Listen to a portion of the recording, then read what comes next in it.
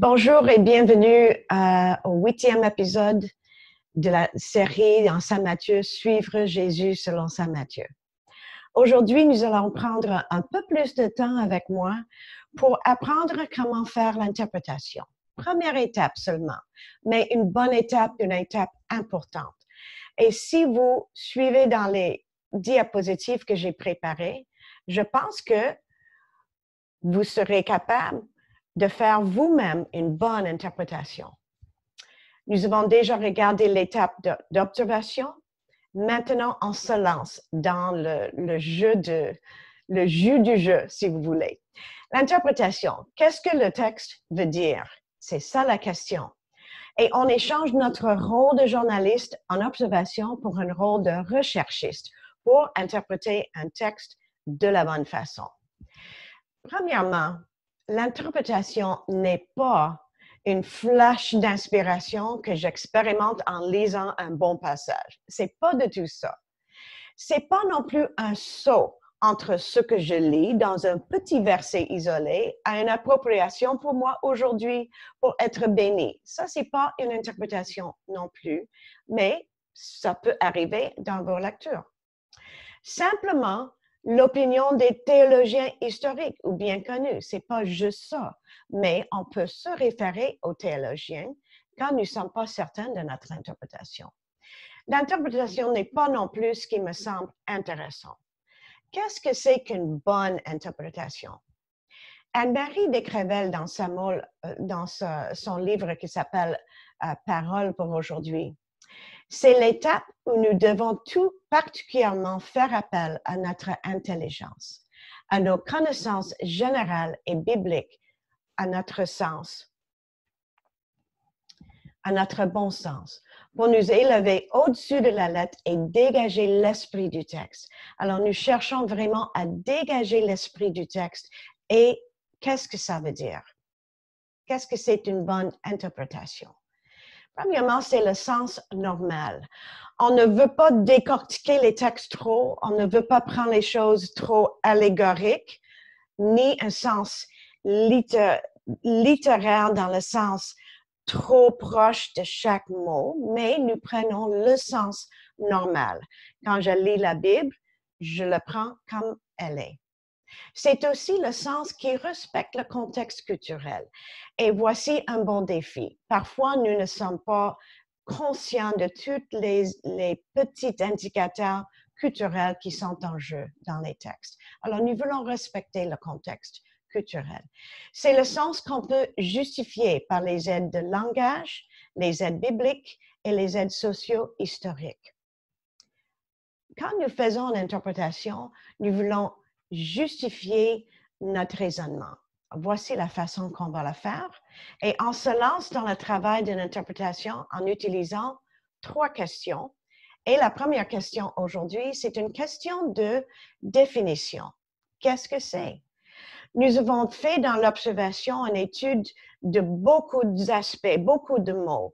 Ça peut être, comme on appelle, les mots-clés. Et on cherche la définition de ces mots-clés. Soit les mots que nous voyons qui sont importants, peut-être il y a des mots inconnus, il peut y avoir des mots simplement intéressants à votre avis, les mots qui sont répétés, et nous avons observé les répétitions. Ça peut être les mots qui sont en contraste ou en comparaison avec d'autres mots dans le texte.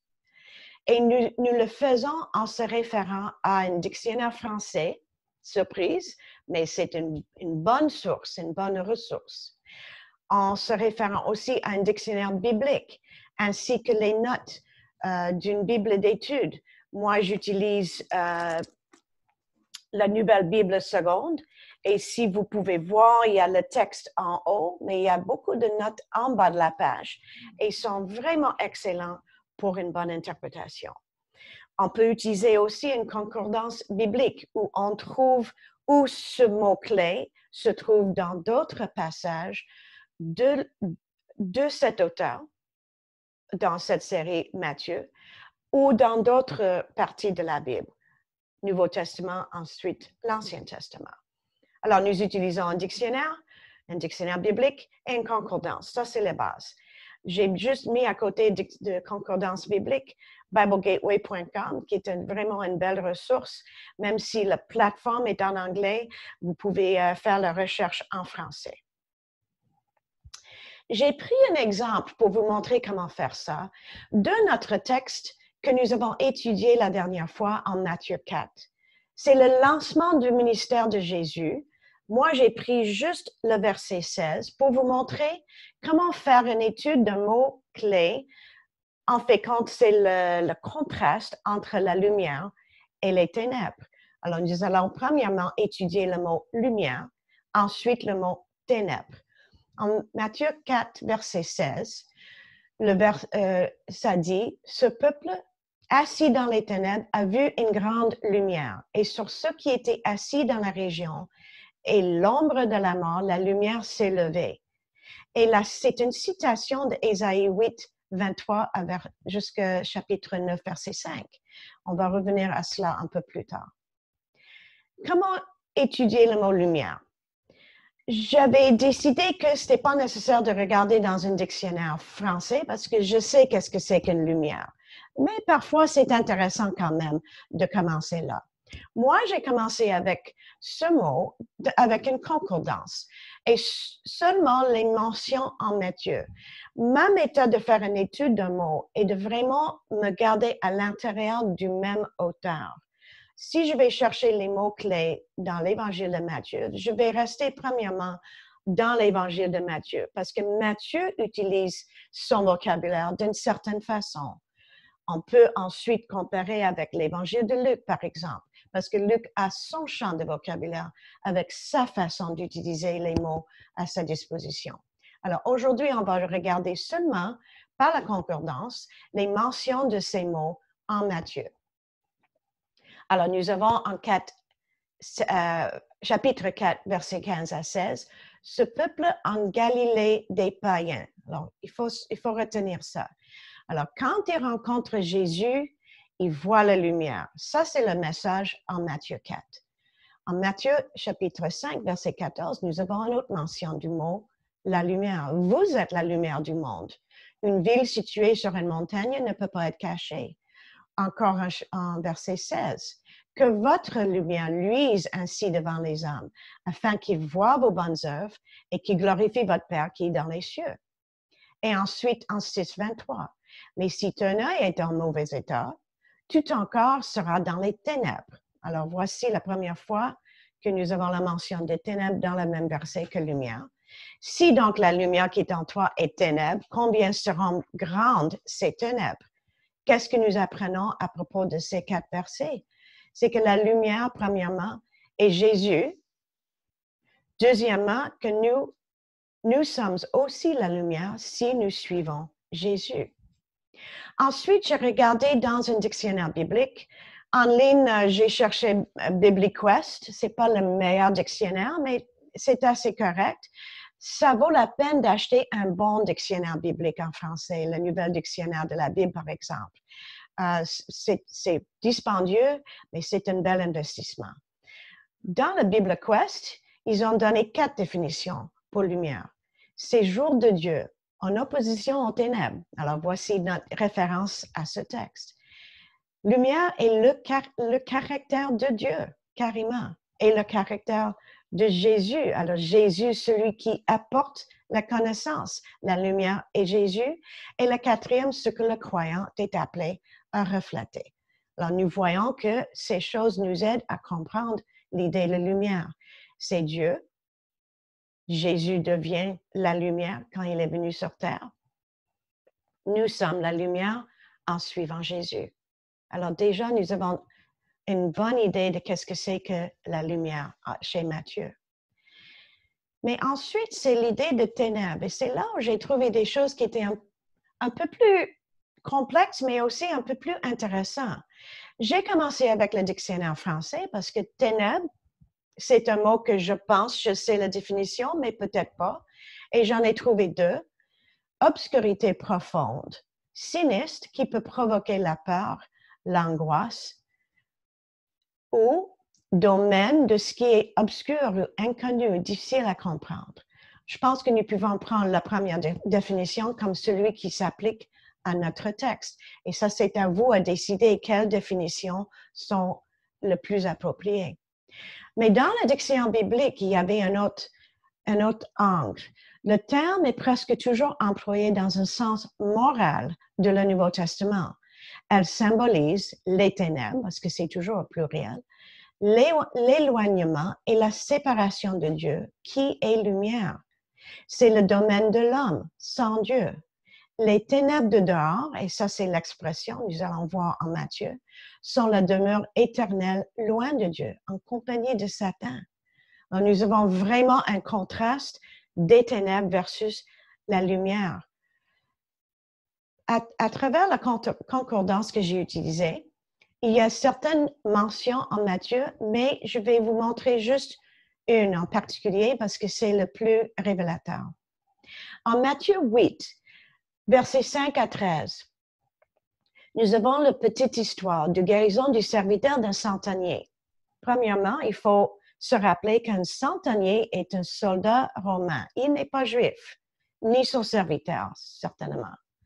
Jésus dit, « Je vous le dis en vérité, même en Israël, je n'ai pas trouvé une aussi grande foi, la foi du centenier, un non-juif. Or, Jésus dit, je vous déclare que plusieurs viendront de l'Orient et de l'Occident et seront à table avec Abraham, Isaac et Jacob dans le royaume des cieux. » L'expression pour le nouveau règne de Dieu chez Matthieu. Mais les fils du royaume, ça c'est les Juifs de l'ancien royaume, seront jetés dans les ténèbres du dehors, où il y aura des pleurs et des grincements de dents. Alors nous avons le royaume des cieux, le nouveau règne. Le fils du royaume sont les Juifs qui n'ont pas la foi, comme le centenier a démontré. Mais la mention d'Abraham, Isaac et Jacob, les hommes de foi, sont mentionnés. Ça veut dire que dans le nouveau royaume, il va y avoir des Juifs et les non-Juifs. C'est pas la race qui compte, mais c'est est-ce qu'ils ont une grande foi. On va retourner aussi dans la citation en Ésaïe, Ésaïe 8, verset 23 jusqu'à 9, 5. Ensuite, nous avons la citation que nous avons vue en Matthieu 4, « Les ténèbres ne régneront pas du jour. » Le territoire des païens, vous voyez la dernière phrase de cette partie. Territoire des païens. 9.1. Le peuple qui marchait dans les ténèbres voit une grande lumière. Sur ceux qui habitaient le pays de l'ombre de la mort, une lumière resplendit. Alors, nous avons dans Ésaïe la mention des païens qui marchaient dans les ténèbres, qui vont voir la lumière. Et on saute à verset 5, « Car un enfant nous est né, un fils nous est donné, et la domination reposera sur son épaule. » Et nous connaissons très bien ce texte en Ésaïe. Si vous regardez en verset 6, « Donnez à l'empire de l'accroissement et une paix sans fin au trône de David et à son royaume. L'affermir et le soutenir par le droit et par la justice. » Mot de Matthieu, il reprend les mots d'Ésaïe. « Dès maintenant et à toujours, voilà ce que fera le zèle de l'Éternel des armées. » Donc, nous avons une idée depuis Ésaïe 8 et 9 et Matthieu 8 que la lumière est pour ceux qui ont de la foi, ceux qui voient la lumière et qui le reconnaissent comme Jésus. Pour revenir aux mentions en Matthieu du mot ténèbres, en Matthieu 27, verset 45, la dernière fois que nous avons cette mention, à la mort de Jésus, il a dit, « Depuis la 6e heure jusqu'à la 9e, il y a eu des ténèbres sur toute la terre. » Ça veut dire que Jésus a pris les ténèbres sur lui. Ça s'est répandu sur la terre. Et c'est lui qui achète la lumière, qui est la lumière. Qu'est-ce que nous apprenons avec cette étude à travers le dictionnaire français, les concordances, les dictionnaires bibliques, les citations de l'Ancien Testament? Là, il faut retourner dans le texte et faire nos conclusions d'interprétation. Qu'est-ce que nous avons appris à propos de la lumière et les ténèbres? Premièrement, la lumière est Jésus. Deuxièmement, la lumière est pour les païens, les non-juifs qui ont de la foi en Jésus. Troisièmement, les ténèbres sont pour ceux qui sont séparés de Dieu, qui refusent de mettre leur foi en Jésus, la lumière. Et Matthieu présente son évangile aux nations. Il faut se souvenir que ce texte vient au lancement du ministère de Jésus et il commence avec cette déclaration. Si vous pensez à l'évangile de Luc, le même événement, la tentation dans le désert chez Luc, ensuite le lancement de son ministère dans la synagogue où lui, il lit un texte d'Ésaïe 61 et il parle des aveugles, les opprimés, de libérer les captifs. Ça, c'est le message de Luc et le lancement du ministère de Jésus selon Luc. Dans ce texte, nous avons le lancement du ministère de Jésus pour ceux qui ont de la foi dans le nouveau règne, les Juifs et les non-Juifs. Alors, la communauté des croyants de Matthieu et nous, les croyants, nous reflétons cette lumière aux autres. Ça, c'est la dernière partie de notre interprétation de ces deux mots. Et vous voyez où ça peut aller dans une appropriation personnelle. Si nous sommes la lumière, qu'est-ce que ça veut dire pour notre témoignage? Qu'est-ce que ça veut dire pour notre justice, pour notre compassion? Alors, c'est pour ça que maintenant, dans le chapitre 5, nous commençons avec le sermon sur la montagne.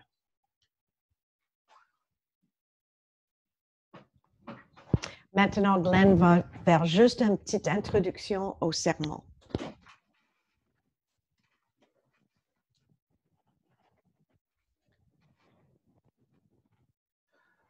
Pour enchaîner avec notre étude et notre étude de mots, je vous invite de tourner à Matthieu chapitre 5.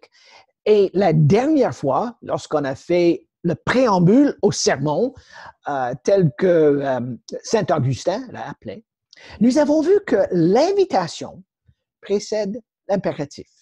Jésus avait dit aux gens de se repentir. Mais ceux qui se repentent, ils sont invités. Venez à moi, il a dit en chapitre 4. Il se répète en Matthieu 11 et en Matthieu 16. Et maintenant, les disciples sont assis autour de lui sur la montagne. Et maintenant, Jésus commence les Makarios. Voici les gens qui sont bien synchronisés avec Dieu. Et je veux que vous voyez les 9 dites béatitudes et les 3 métaphores qui suivent. OK, lisons le texte ensemble. Matthieu 5, et je vais les lire tels que je les ai interprétés. Matthieu 5, et le verset 3. Ils sont bien synchronisés avec Dieu, les pauvres en esprit, car le royaume des cieux est à eux. Ils sont bien synchronisés avec Dieu, ceux qui pleurent, car ils seront consolés. Ils sont bien synchronisés avec Dieu, ceux qui sont doux, débonnaires, car ils hériteront la terre. Écoutez le verset 6. Ils sont bien synchronisés avec Dieu, ceux qui ont faim et soif de justice et cette fidélité de Dieu envers son alliance et notre alignement avec cela, car ils seront rassasiés. Les 4 premières béatitudes touchent notre relation avec Dieu. Maintenant, verset 7. Et voici la béatitude que nous allons étudier tantôt. Ils sont bien synchronisés avec Dieu, ceux qui sont miséricordieux, compatissants, car ils obtiendront la compassion. Ils sont bien synchronisés avec Dieu, ceux qui ont le cœur pur, car, maintenant je le traduis littéralement, ils se verront Dieu pour eux-mêmes. Heureux ceux qui sont les artisans de Shalom, car ils seront appelés les fils et les filles de Dieu. Heureux ceux qui sont persécutés à cause de la justice, car le royaume des cieux est à eux. Donc les mêmes personnes qui sont esprits reconnaissent pauvres en esprit, verset 3, maintenant, ils sont souvent persécutés et ils vont recevoir la même chose, le règne des cieux. Heureux sont bien synchronisés avec Dieu. Lorsque vous êtes insultés, lorsque vous êtes persécutés, lorsqu'on répond faussement de vous toutes sortes de méchancetés et que vous soyez, réjouissez-vous et vous soyez transportés à d'allégresse, parce que votre récompense est grande dans les cieux, car c'est ainsi qu'on a persécuté les prophètes qui vous ont précédés. Donc, les 4 premiers, notre relation avec Dieu. Le mouvement est vertical. Les 5 qui suivent, le mouvement est horizontal. Les gens autour de nous. Maintenant, écoutez bien ce qui suit, qu'on est toujours dans le préambule. Vous êtes le sel de la terre. Mais le sel devient fade avec quoi le sel est retourné. Il n'est plus bon qu'à jeter dehors et foulé aux pieds par les gens. C'est ainsi que vous êtes la lumière du monde. Une ville sur une colline ne peut pas être cachée. Et Jésus continue. Qu'on allume une lampe pour le mettre sur un boisseau? Jamais. Mais on le met sur un porte-lampe et elle brille pour que tous ceux qui sont dans la maison se voient. Que votre lumière brille ainsi devant les hommes, afin qu'ils voient vos belles œuvres et qu'ils rendent gloire et crédit à votre Père qui est dans les cieux. Donc, 4, béatitude, notre relation avec Dieu. 5, nos relations avec les autres. Et ensuite, 3 métaphores. Vous êtes le sel de la terre, vous êtes la lumière du monde, vous êtes une ville sur une colline. Notre contexte. Donc, vous voyez, verticalement, horizontalement, sur place. Mais dans notre étude aujourd'hui, dans cet épisode, j'aimerais commencer notre étude dans les béatitudes simplement avec le 5e. Heureux les miséricordieux, les compatissants, car ils recevront la compassion. Et maintenant, Jésus tourne ses regards vers nos actions envers les gens. Et le mot qui est utilisé ici pour miséricorde, ou si vous voulez la compassion, c'est un mot qui décrit quelqu'un qui voit la peine, les douleurs, la misère, les détresses des gens. Ils sont émus dans leurs entrailles. Ils voient et ils ressentent le mal. Et la miséricorde, c'est une expression extérieure de la compassion. Le mot dans les textes juifs, c'est ce merveilleux mot « hesed », l'amour loyal de Dieu. Et nous sommes invités d'être miséricordieux. Le même mot est utilisé en Hébreux chapitre 2 et le verset 17, où l'auteur aux Hébreux explique clairement que Dieu veut être miséricordieux envers nous dans notre situation, dans notre état du péché. Mais pourquoi? Parce que, en tout premier lieu, Dieu dans son être en action, Dieu dans sa nature dans le monde, il est miséricordieux. En Éphésiens 2 et le verset 4, nous lisons qu'il est riche en miséricordieux. Et Jésus, selon Pierre, dans 1 Pierre chapitre 1 et le verset 1er, Jésus a démontré une grande miséricorde. Ce mot et cette action découlent de la grâce et de l'amour de Dieu dans sa personne. Et la grâce et l'amour de Dieu n'est pas simplement une approche mathématique ou mécanique ou technique de la part de Dieu, mais parce que ces choses se trouvent dans sa nature en action, il désire qu'on soit ainsi. Vous voyez, mes amis, Dieu est un Dieu qui a un cœur. Nous savons en Exode 33 et le verset 19, Dieu dit très clairement à Moïse et au peuple en Exode, il dit, « Je suis un Père qui déborde de grâce. Je veux démontrer la grâce. J'aimerais démontrer la miséricorde. » Donc, La miséricorde ne donne pas à quelqu'un ce qu'il mérite, mais il donne ce qu'il ne mérite pas.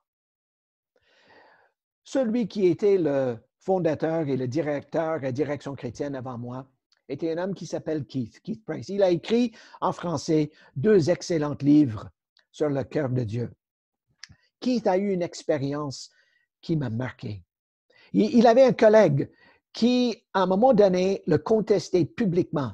Et cette personne a été tellement enragée par la façon que Keith a agi qu'il l'a confronté une fois publiquement. Et je n'exagère pas. Ce collègue a craché dans la face de Keith. Pendant des années, il se promenait partout au Québec en dénonçant Keith et son ministère. Mais à un moment donné, mon ami a été remercié de son Église. Il arrivait avec rien. Et il est venu dans le bureau de Keith pour s'excuser. Et Keith a démontré la miséricorde. Mon ancien collègue qui est maintenant décédé a donné sa Bible à Keith et a dit, Keith, peux-tu montrer dans ma Bible, peux-tu signer que tu m'as pardonné et que mes péchés sont pardonnés? Et Keith l'a fait. J'ai vu la Bible. Mais Keith, le même jour, a réembauché Raymond.